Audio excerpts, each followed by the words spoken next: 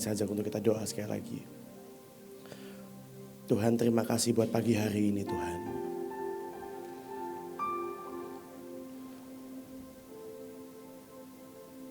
Terima kasih Engkau yang selalu ingin hidup kami terus naik. Terima kasih Engkau yang selalu ingin hidup kami masuk dalam masa yang paling luar biasa Tuhan. Terima kasih Engkau yang mengingatkan sebuah panggilan yang luar biasa dalam kami.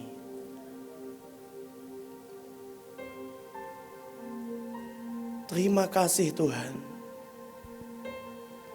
Pagi hari ini biar Engkau yang berbicara. Engkau yang jadi rema buat kami semua Tuhan. Tidak pernah tentang firman manusia. Tapi Engkau yang menjelaskan, Engkau yang berbicara di tengah-tengah kami. Terima kasih Tuhan. Dalam nama Tuhan Yesus. Amin. Shalom, selamat pagi. Terima kasih. Tema bulan ini adalah ISO, betul ya?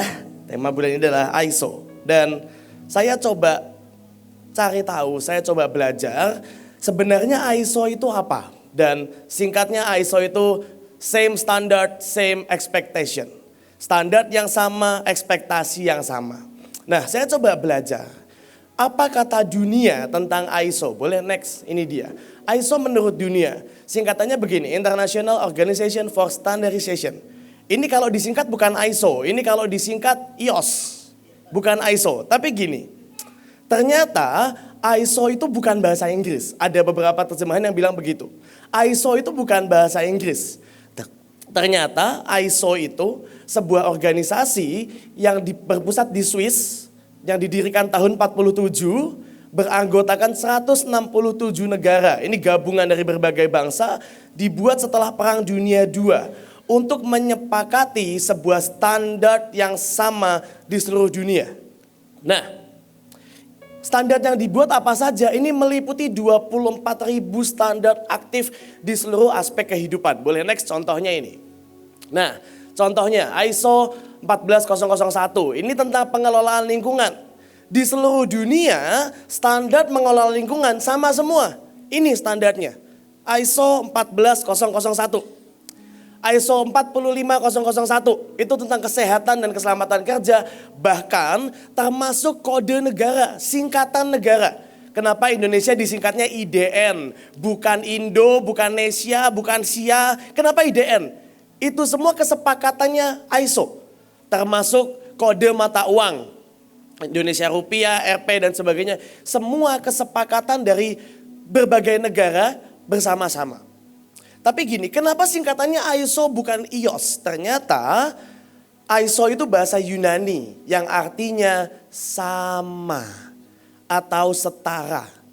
Sekali lagi ya, ternyata ISO itu artinya sama dalam bahasa Yunani. Bahasa Yunaninya ISOS, tapi disingkat jadi ISO. S yang paling terakhir dihilangkan.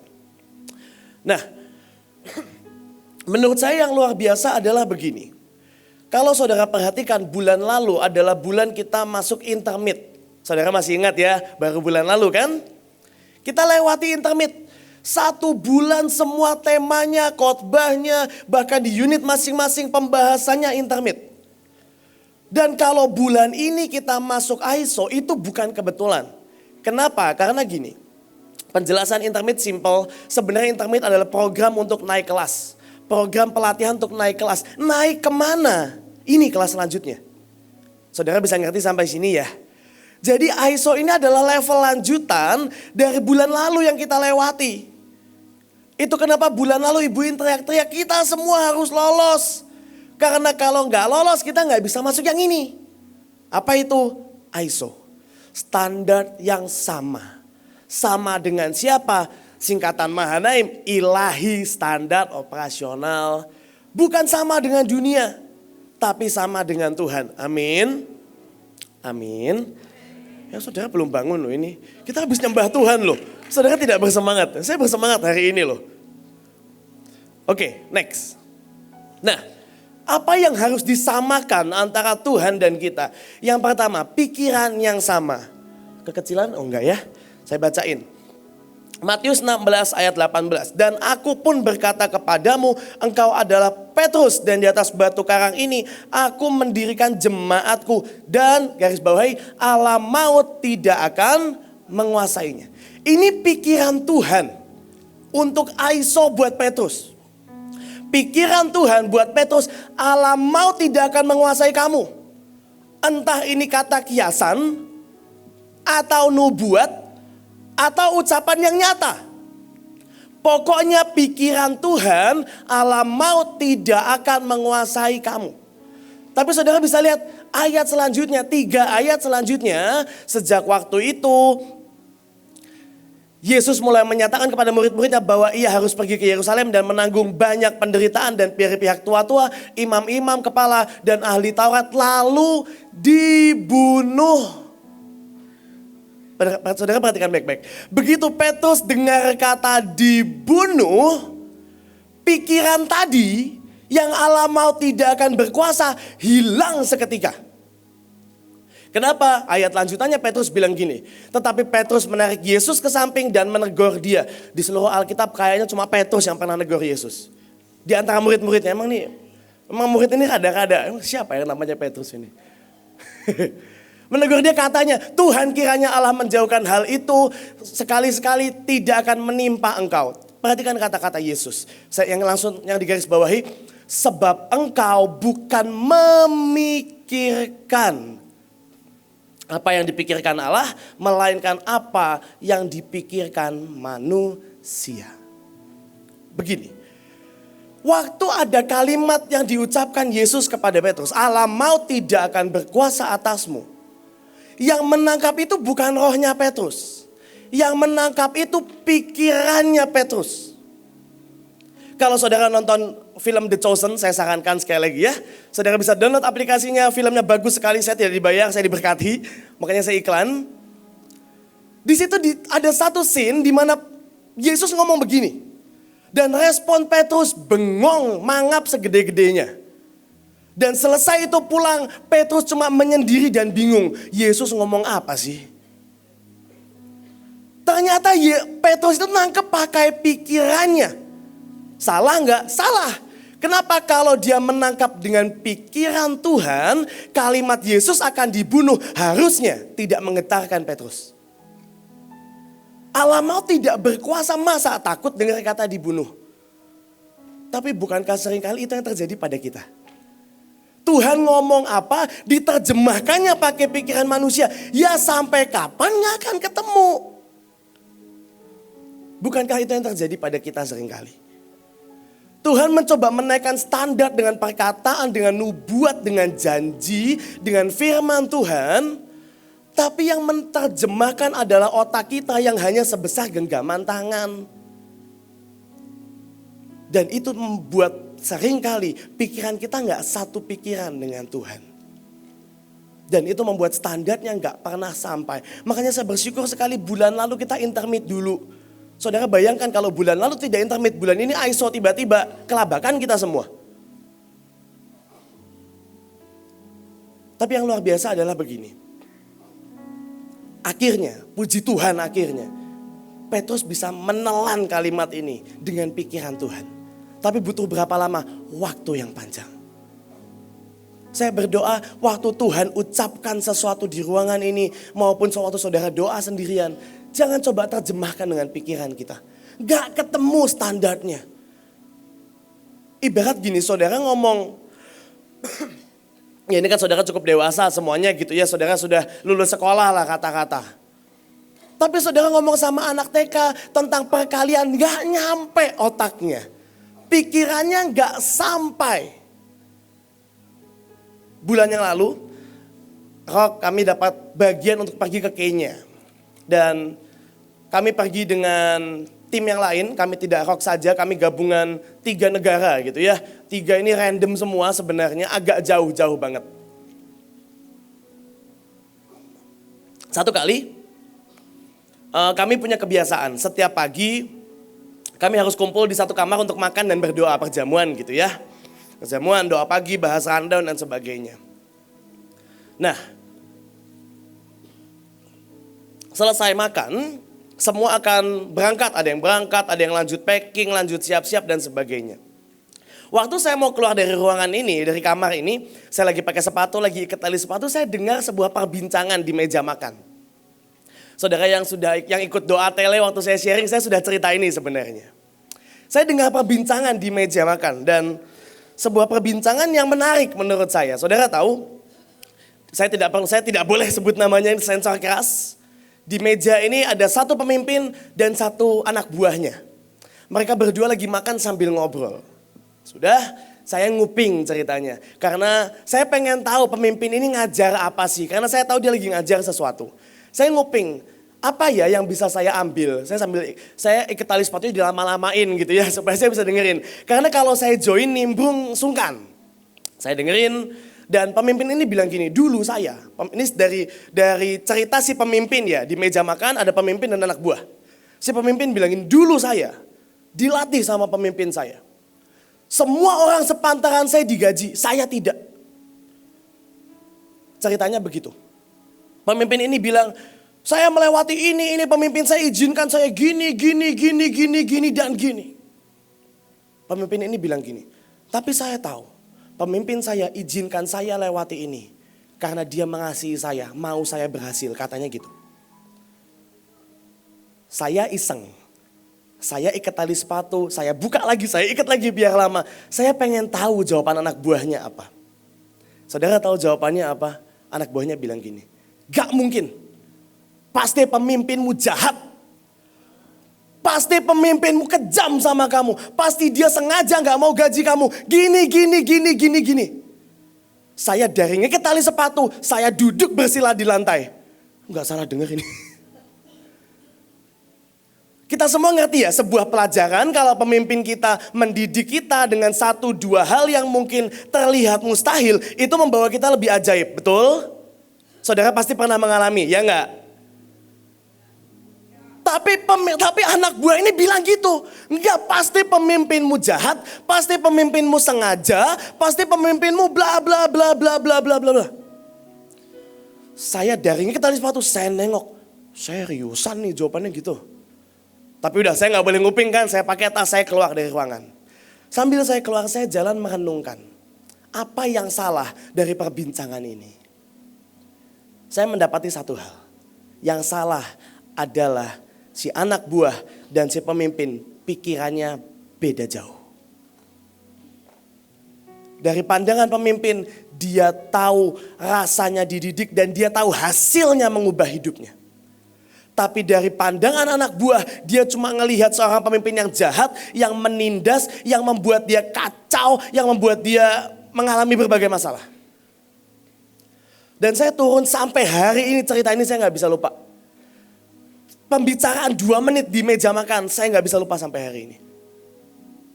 Sebuah pembicaraan yang iya ya, waktu pikirannya tidak sama standarnya.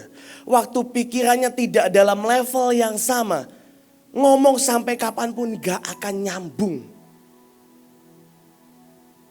Apakah pemimpinnya salah ngomong ketinggian? Saya rasa enggak. Tapi yang salah adalah waktu kita yang dengar, entah itu pemimpin di bumi maupun pemimpin di surga, tidak menaikkan level kita untuk ngerti apa yang diomongin.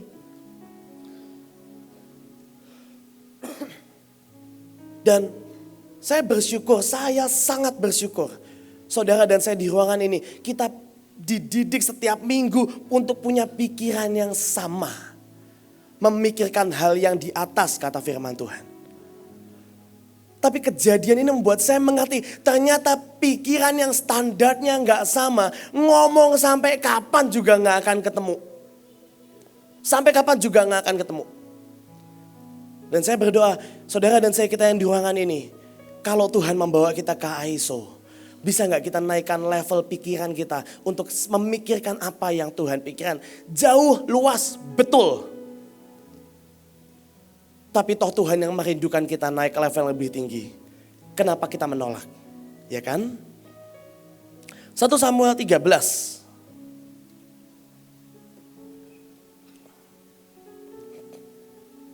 Masih tentang pikiran yang sama. Tetapi kata Samuel, apa yang telah kau perbuat? Jawab Saul, karena aku melihat, atau dalam bahasa Inggrisnya expect, karena aku expect rakyat itu berserak-serak meninggalkan aku dan engkau tidak datang pada waktu yang telah ditentukan. Saudara tahu kalau saudara baca di pasal 10, 3 pasal sebelumnya, ada sebuah kejadian yang begini.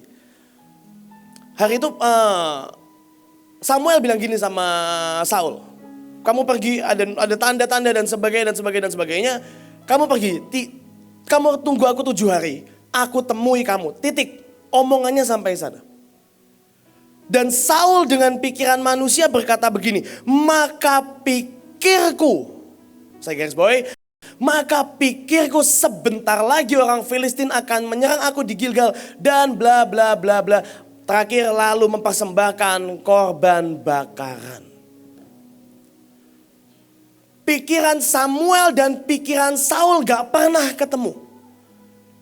Di pikiran Saul, pokoknya setelah 7 hari, kalau Samuel gak datang salah, titik. Pokoknya dalam 7 hari kalau Samuel gak datang, oke, pokoknya korban harus naik kan, titik. Samuel datang gak datang, 7 hari aku naikkan korban. Sebenarnya ya, kalau dipikir-pikir, gak salah-salah amat. Oh sudah 7 hari. Tapi ternyata jawabannya ada di sini. Boleh next 1 Samuel 10? Jawabannya ada di sini. Apabila tanda ini terjadi kepadamu, ini semua tanda yang Samuel katakan, lakukanlah apa saja yang didapat oleh tanganmu sebab Allah menyertai engkau. Engkau harus pergi ke Gilgal. Sebelumnya Samuel bilang gini, nanti kamu akan jalan ketemu rombongan nabi, kamu akan jalan keledaimu ketemu, kamu akan gini. Itu semua perkataan Samuel. Dilanjut begini. Korban bakaran, sebab Allah menyertai engkau harus pergi ke Gilgal mendahului aku. Ini pesannya, pergi duluan, betul memang duluan. Camkanlah aku akan datang kepadamu untuk mempersembahkan korban bakaran dan korban keselamatan.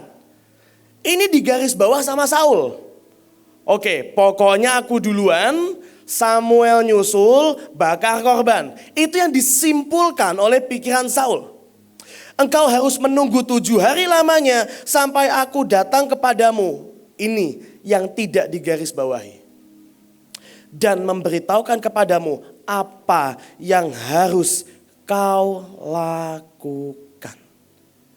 Pikiran Saul, dia bikin titik. Setelah pokoknya duluan, tunggu 7 hari, titik. Tapi Samuel kasih notes di belakangnya. Pokoknya duluan, nanti ku beritahu. Jadi sudah diberitahu belum? Sudah diberitahu belum? Belum. Yang diberitahu apa? Duluan, tunggu, titik sampai situ. Tidak ada pesan kamu harus ngapain, gak ada. Ini yang membuat Saul menyimpulkan. Sedang ia berpaling untuk pergi meninggalkan Samuel, maka Allah mengubah hatinya menjadi lain. Dan segala tanda-tanda tersebut itu terjadi pada hari itu juga. Gini, Saul menyimpulkan apa yang Samuel katakan. Oke, Samuel ngomong, pokoknya ketemu keledai, rombongan nabi dan sebagainya. Semua ketemu, titik. Maka Saul menyimpulkan gini, artinya semua yang Samuel omongin tepat terjadi. Tepat gak? Tepat. Tapi ternyata pikiran Saul yang terbatas, standar Saul, ekspektasi Saul yang terbatas membuat Saul bikin titik di sebuah kalimat. Titik apa? Tunggu 7 hari. Tapi pikirannya gak cukup untuk menerjemahkan sebuah kalimat yang berkata, nanti aku kasih tahu harus ngapain. Saudara nangkap sampai sini ya? Jadi Saul gak bisa mikir bagian itu. Otak Saul cuma nyampe pokoknya gua tunggu 7 hari selesai. Gak ada lanjutannya.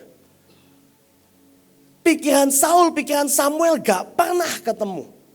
Ekspektasi Saul pokoknya beres. Ekspektasi Saul pokoknya tenang. Rakyat tenang, Samuel datang, korban naik. Setelah 7 hari Filistin gak jadi nyerang, selesai. Itu ekspektasi harapan Saul. Tapi dia nggak pernah tahu ekspektasi apa yang sebenarnya dibawa sama Samuel. Dan toh kita semua tidak tahu lanjutannya seandainya Saul tidak mempersembahkan korban. Mungkin lanjutannya ada surprise, mungkin lanjutannya ada kemenangan, mungkin lanjutannya Saul akan berumur panjang jadi raja, mungkin lanjutannya Saul jadi raja yang dikenan Tuhan, ditaruh di hati Tuhan, mungkin gak, mungkin aja. Tapi standar ekspektasi pikiran Saul membuat sebuah titik yang menyelesaikan pesan nubuat dari Samuel. Berapa kali kita menyimpulkan dengan pikiran kita? Berapa kali kita menyimpulkan dengan logika kita? Kok Tuhan kok di logika? Ya salah kita juga sih. Tapi nyatanya kita menyimpulkan. Nyatanya kita membuat titik dari apa yang Tuhan katakan. Dan yang menyedihkan, berapa kali Tuhan tidak bisa melanjutkan ceritanya. Berapa kali Tuhan tidak bisa melanjutkan standar, berapa kali Tuhan gak bisa melanjutkan ekspektasinya jadi nyata. Kenapa? Kita buat titik. Selesai pokoknya ini ya Tuhan. Pokoknya aku menyimpulkan kejadiannya akan seperti ini, titik. Ya kita akan melayani, kita meletakkan korban. Ya Tuhan, pokoknya meletakkan korban, titik. Sakit, menyesal, sedih, galau, titik. Kita gak pernah tahu selanjutnya ada apa. Tuhan bilang nabur, ya nabur, titik. Padahal Tuhan mau ngomong lanjutannya. Tapi kita buat titik setelah nabur, dompetku kosong Tuhan, selesai. Dan berapa kali Tuhan gak bisa melanjutkan ekspektasinya. Kenapa? Titik soalnya.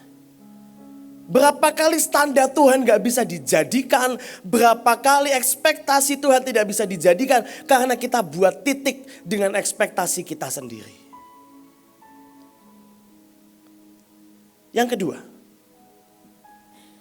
ada bahasa yang sama. Matius 26 ayat 73 sampai 75. Tidak lama kemudian orang-orang yang ada di situ datang kepada Petrus dan berkata, Petrus, kenapa dia lagi sih? Petrus dan berkata, pasti engkau juga salah seorang dari mereka, itu nyata dari bahasamu. Saudara, ada yang menarik. Waktu hari Petrus menyangkal 3 kali, kalau saudara perhatikan baik-baik, Alkitab bilang gini. Pokoknya dia nunggu di luar, ketemu dengan sekumpulan perempuan. Pertanyaan pertama perempuan itu bilang gini, gerombolan orang bilang gini, aku lihat kamu jalan sama orang itu yang disalib. 1, aku lihat. 1. Datang kelompok kedua, aku lihat kamu. 2. Tapi yang ketiga, aku dengar kamu ngomong dan bahasamu sama. Saudara perhatikan baik-baik. Ternyata yang membuat hari itu Petrus paling nyesel, yang membuat Petrus hari itu sampai menyangkal 3 kali adalah pertanyaan ketiga. Oke, yang pertama lihat jalan gerombolan, Petrus masih chill, masih santai. Yang jalan banyak. Pertanyaan kedua, kamu jalan bareng. Yang jalan banyak. Yang ketiga, bahasamu sama. Di situ Petrus shock. Di situ Petrus seperti kena serangan jantung tiba-tiba.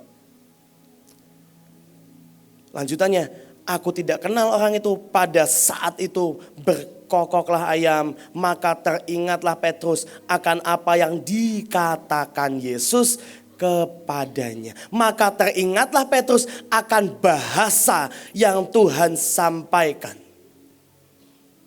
Bahasa yang sama seringkali memang agak sulit dimengerti. Tapi yang luar biasa dari sebuah bahasa adalah begini.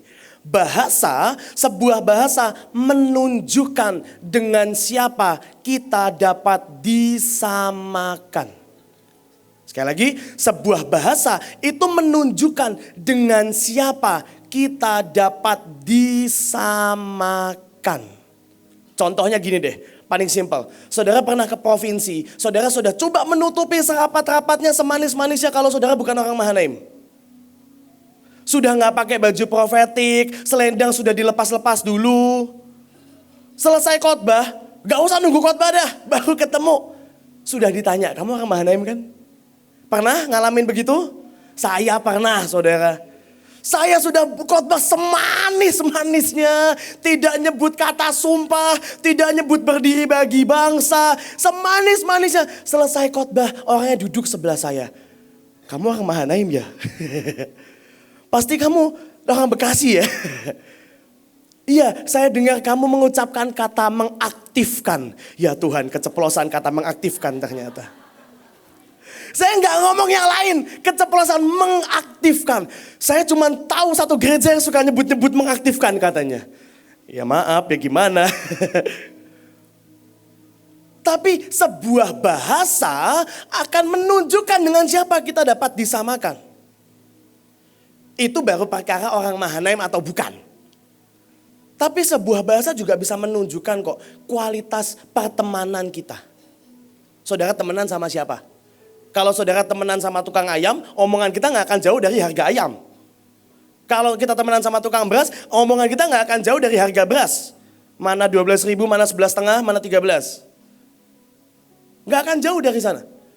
Tapi kalau omongan kita sama pejabat, sama raja-raja, ya nggak akan jauh dari yang luar biasa. Kenapa? Karena sebuah bahasa menunjukkan dengan siapa kita dapat disamakan.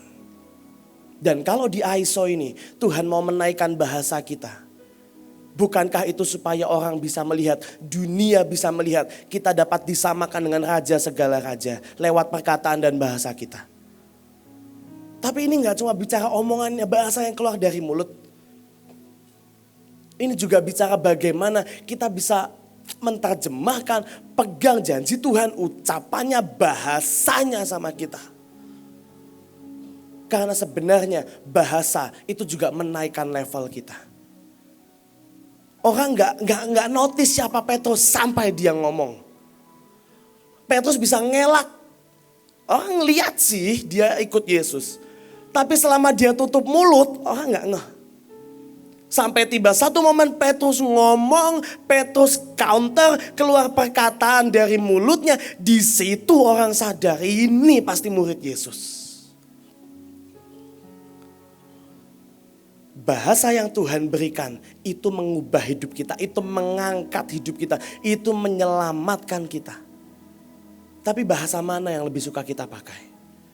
Bahasa surga, bahasa Tuhan, bahasa mujizat, bahasa iman. Atau bahasa kemanusiaan, bahasa seadanya, bahasa keterbatasan, bahasa ekspektasi kita bahkan. Lanjut, menurut saya ini ayat yang unik yang setelah ini. Yohanes 6. Saya kutip ini dari khotbah Pak Petrus Agung. Pak Agung pernah tanya gini, saya coba tanya saudara juga ya, saya iseng. Pak Petrus Agung pernah tanya, dari kisah 5 roti dan 2 ikan, yang sisa apa? Yang sisa apanya? Yakin bukan ikan. Yang sisa apa? Roti, betul. Saya nggak jebak saudara, kenapa sih? Saudara curiga sama saya ya. Yang sisa roti, pertanyaan kedua. Kenapa yang sisa roti, bukan ikan? Saya pertama kali dengar pertanyaan ini saya jawab karena hari itu orang Israel lebih suka ikan daripada roti. Jadi hilaf makannya. Saya nggak tahu jawaban saudara apa, saya nggak mungkin tanya satu-satu. Tapi ini jawabannya. Lalu Yesus mengambil roti itu, mengucap syukur dan membagi-bagikannya kepada mereka yang duduk di situ. Oke? Mengucap syukur, pecah-pecah, bagi. Demikian juga dibuatnya dengan ikan-ikan itu. Ini jawabannya. Sebanyak yang mereka kehendaki. Waktu Yesus memecah roti, tidak ada kehendak manusia di sana. Waktu Yesus mecah roti, gak ada request, mau minta angka berapa, gak ada. Karena ngelihat Yesus mecah roti aja, itu udah gak masuk akal buat mereka. Ngelihat Yesus pakai 5 roti dengan pedenya mau kasih makan 5.000 orang, itu udah gak ada di pikiran semua murid maupun seluruh bangsa Israel. Tapi begitu mereka melihat itu mungkin, waktu Yesus memecahkan ikan mereka request. Ini gak tertulis di Alkitab.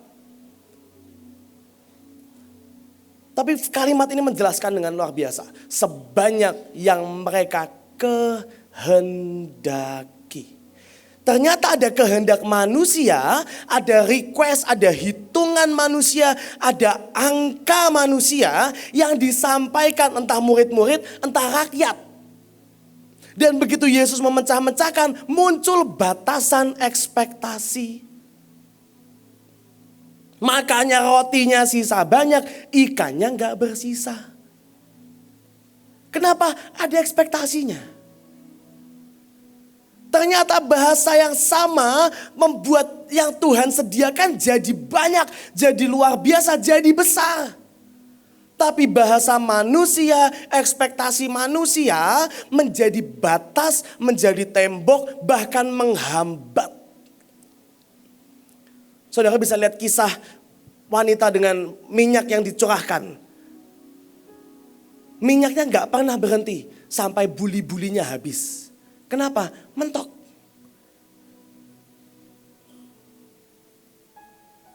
Yang pokoknya yang ada di otak dia ya udahlah seadanya. Emang bisa berapa banyak sih minyaknya? Saya nggak tahu lah, mungkin kalau hari itu saya di posisi perempuan itu, saya nggak tahu mau nyimpen pakai apa, pokoknya saya akan simpan sebanyak-banyaknya.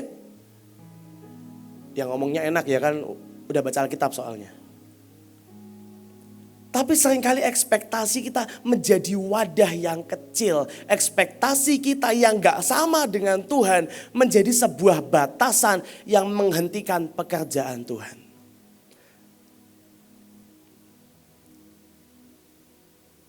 Dalam 2-3 tahun belakangan selama saya menggembalakan Rock, ada sebuah ekspektasi, ada sebuah bahasa yang gak pernah match antara saya, pemimpin saya dan Tuhan. Bahasa apa itu? Saya pegang begini, Mazmur 23 berkata seorang gembala itu fit ngasih makan domba-dombanya. Yang ada di otak saya, bahasa saya yang saya bisa terjemahkan, ekspektasi yang bisa saya terjemahkan adalah begini. Saya jadi gembala, otomatis saya harus duitin Rock. Makan, KKR, pelayanan apapun, saya harus siapin duit dari dompet saya. Itu ekspektasi saya. Setahun pertama berjalan mulus, duitnya masih banyak soalnya. Tahun kedua mulai merepet, duitnya menipis. Masuk tahun ketiga kok sekarat ya. Karena di otak saya, pokoknya saya jadi gembala, harus keluar duit saya untuk ngasih makan Rock, titik. Itu bahasa saya. Tapi itu bukan bahasa pemimpin saya gak pernah nyuruh saya keluar duit buat Rock kok. Pemimpin saya kasih sebuah pelayanan, titik. Gak ada mandatnya, kamu harus bayarin ya. Dari dompetmu ya, dari jerih payah keringatmu ya, dari tabunganmu, gak ada sih. Tapi bahasa yang saya tangkap, ekspektasi yang sempit, membuat saya menyimpulkan, ya saya harus keluar duit. Sehingga itu membatasi pelayanan begitu banyak. Ya kenapa ya, duitnya terbatas. Tapi saudara tahu, 2 bulan terakhir ini, saya bersyukur sekali. 2 bulan terakhir ini, Tuhan menjelaskan simpel sama saya. Intermit itu apa sih sebenarnya? 2 bulan terakhir dari Juni belakangan gitu ya. Tuhan tuh ngomong gini, intermit itu apa sih menurutmu? Gak tahu Tuhan, saya gak pernah dengar kata intermit. Simple, kamu kurang apa, belajar di situ. Penjelasan Tuhan sederhana sekali. Kamu kurang apa, belajar di situ. Saya mulai mikir, saya kurang apa ya? Banyak sih, cuma kan saking banyaknya sampai gak tahu belajar yang mana dulu gitu kan. Banyak sih. Saya doa Tuhan, saya harus belajar yang mana? Roh Kudus menjelaskan begini. Otakmu tuh membatasi pelayanan, kata Tuhan. Yang ada di otakmu cuma satu. Kalau mau duit harus kerja. Itu yang ada di otakmu. Logikamu berkata, gak kerja gak ada uang. Titik. Boleh gak intermit yang ini? Belajar, cari duit dengan beriman. Jujur saudara, jujur dari hati saya terdalam, saya agak malu. Kenapa? Rasanya beriman uang itu kan budaya Mahanaim yang biasa ya. Ya kan? Itu kan habit ya harusnya ya. Kebiasaan harusnya, tapi itu gak ada di saya bulan lalu. Nah, oke Tuhan, saya coba. saya berdoa. Saudara tahu, saya bersaksi. Mulai bulan lalu sampai tadi malam.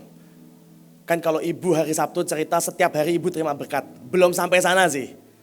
Tapi dari bulan lalu sampai tadi malam, seminggu sekali ada berkat masuk, lumayan. Buat rock, lumayan. Belum sebesar itu sih, belum sebesar itu. Saya masih beriman terus. Doakan saya saudara, biar yang tidak percaya ini tetap menjadi percaya. Lumayan banget. Saya mau bersaksi. Sekitar bulan lalu, akhir bulan lalu, Roh Kudus bilang gini sama saya. Jualan. Jadi singkat cerita tanggal 27 yang lalu waktu kita doa 24 jam kan Rock lanjut malamnya tuh. Dan pemimpin kami buat lomba.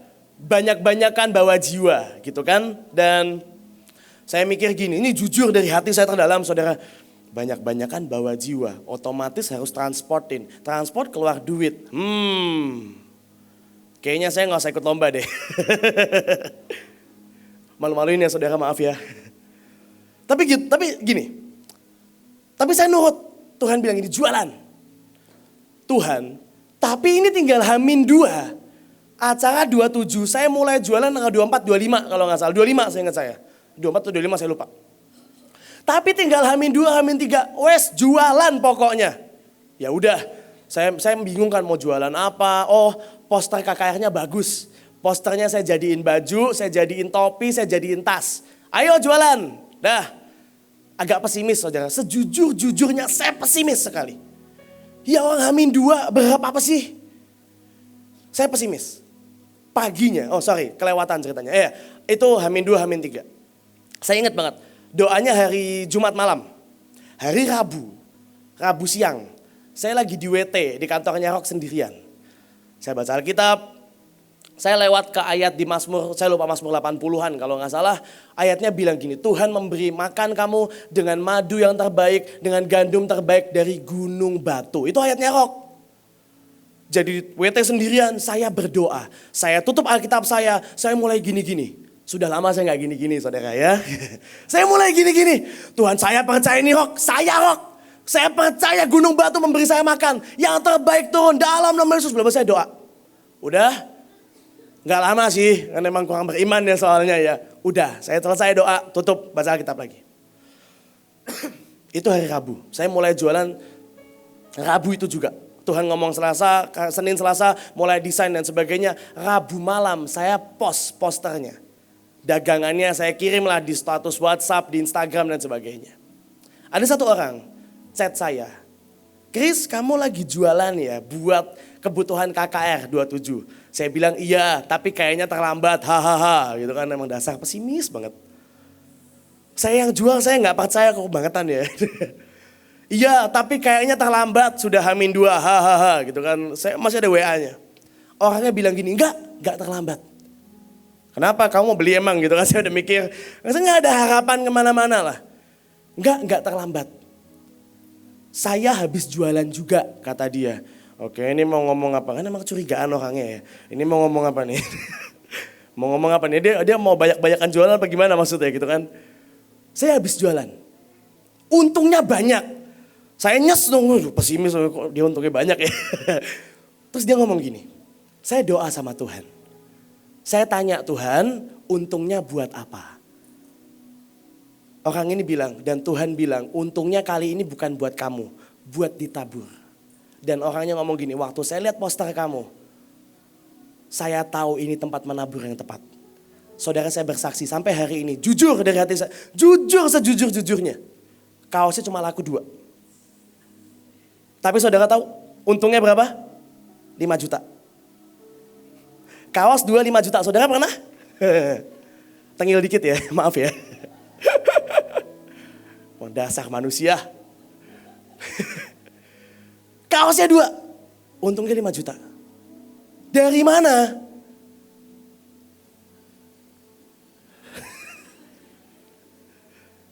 Siang bolong gini-gini. Itu memecah ideologi saya kan, katanya kalau menjaga tuh paling kenceng pagi. Saya siang bolong, jam 12 siang, jam makan siang soalnya. Tapi saudara tahu, ternyata itu membuka tingkap berkat. Puji Tuhan, akhirnya karena ada yang nabur, saya beli simbal buat drumnya ARK. Buat teman-teman drummer yang pernah ngeliat wujud simbal saya. Simbal drum itu ada dua yang paling penting, ada crash, ada ride. Saudara tahu ride saya nggak bundar, bentuknya Mont Blanc. Kenapa Mont Blanc? Karena setiap kali pecah harus dipotong. Nah itu pecah semua. Jadi dipotong semua. Sampai melengkung-melengkung begini pinggirannya. Itu lumayan yang crash. Yang sebelahnya ride, ride Mont Blanc. Yang crash itu keren saudara, 3D. Kenapa 3D? Kalau dipukul pecah melingkar ke bawah spiral. Nggak usah ketawa kamu. Saya sering diledekin sama teman-teman MOG Junior soalnya. Ini gimana sih ARK drum mahal, simbalnya jelek gitu. Beliin kayak. Tapi begitu kemarin langsung beli. Wah saya liatin simbalnya bagus juga, simbal baru, puji Tuhan gitu. Tapi nggak selesai sampai di sana saudara. Setiap minggu ada aja yang masuk. Sungguhan. Mulai bulan lalu sampai tadi malam. Orang mau nikah Agustus, DP tadi malam. Lumayan kan? Masuk terus. Ya, tapi kurang banyak sih. Saya harus berdoa lagi. Dan saudara tahu, ISO ini terbukti dengan apa? Begitu doa kemarin selesai, Ibu Keisha buat jadwal untuk doa bulan depan. Temanya gerbang keilahian. Gate of ini. Saya sudah mikir, ini pasti rock band kasih antara kebagian perang atau sidang ilahi. Saya udah pede banget, santai lah. Begitu saya lihat di grup, saudara tahu Rock Bekasi kebagian apa? Gate of blessing, dalam kurung bagi duit. Ini tahu aja baru dapat duit. Tahu aja baru dapat duit. Tapi kali ini, jujur, biasanya saya akan apatis lihat judul begini. Lihat judul Gate of Blessing, saya jujur ada apatisnya. Tapi bulan ini saya ngeliat judul Gate of Blessing, kayaknya bisa deh. Sedikit berpengharapan ya, belum percaya amat. Doakan ya saudara biar saya percaya. Ini kan. Sudahlah Pak. Makanya. Saya senyum dikit lihat judul begini. Bisa kayaknya. Amin lah. Cuman gini. Waktu Tuhan siapkan ISO buat kita. Saya tahu benar ada bahasa, ada statement, ada ekspektasi, ada pikiran, ada standar yang Tuhan mau naikkan buat hidup kita semua. Tuhan gak pernah bermaksud jahat, Tuhan gak pernah bermaksud bikin makin pusing. Tuhan gak pernah bermaksud bikin makin sulit. Tuhan tahu standar dunia makin hancur, ekspektasi dunia makin hancur, makanya dikasih standar baru. Dan saya tutup dengan ayat ini. Ini berkat buat kita semua pada pagi hari ini. Boleh next? Halaman yang terakhir, Filipi. Nah, ini berkat buat kita semua. Dari terjemahan The Message, tetaplah bersamaku, perhatikan mereka. Perhatikan pemimpinmu, pendahulumu, perhatikan Roh Kudus, perhatikan Tuhan yang juga berlari di lintasan yang sama. Waktu saudara dan saya kita mengerjakan lawatan, doa tahan perang, doa ini, doa itu, percayalah kita sedang ada di lintasan yang sama. Amin. Menuju kepada tujuan yang sama. Ada banyak orang di luar sana memilih untuk ikut jalannya sendiri, bla bla bla. Jalan yang mereka inginkan adalah jalan yang mudah. Mereka membenci salib Kristus. Padahal jalan di luar sana, jalan standar dunia, jalan ekspektasi dunia, itu dead end, itu jalan buntu kata Filipi. Mereka hanya menjadikan perut mereka sebagai Allah. Pokoknya nafsu, keinginan sendiri, gak urusan standar Tuhan, gak urusan standar surga, dan hanya menginginkan pujian dan nafsu. Tapi ini berkatnya. Tetapi hidup kita, hidup saudara dan saya jauh lebih berarti. Kita adalah warga kerajaan sorga. Amin. Standarnya surga, berkatnya surga, ekspektasinya surga. Karena kita warga kerajaan surga. Kita menantikan kedatangan Sang Juru Selamat, Sang Raja Yesus Kristus, yang merubah tubuh duniawi kita, merubah standar duniawi kita, merubah ekspektasi duniawi kita menjadi tubuh ilahi, membuat kita sempurna dan utuh. Standarnya jadi sempurna, ekspektasinya jadi sempurna, pikirannya, bahasanya jadi sempurna. Amin. Saya berdoa waktu kita masuk ISO, saudara dan saya sadar 100% Tuhan mau membuat kita jadi warga kerajaan surga dengan standar surga. Yuk, saya mau ajak kita deklarasi yang bagian bawah aja, yang mulai dari tetapi hidup kita ya. Yuk baca sama-sama, 1, 2, 3. Tetapi hidup kita jauh lebih berarti. Kita adalah warga kerajaan surga. Kita menantikan kedatangan Sang Juru Selamat, Sang Raja Yesus Kristus, yang akan dan sedang dan sudah merubah tubuh duniawi kita, standar duniawi kita menjadi standar ilahi. Dia membuat kita, standar kita, ekspektasi kita sempurna dan utuh dengan kuasa yang sama yang Ia pakai untuk menundukkan segala sesuatu di bawah kakinya. Saya berdoa ISO tidak pernah membawa kita turun. ISO membuat kita terbang lebih tinggi karena ada standar baru yang Tuhan berikan. Tuhan Yesus memberkati.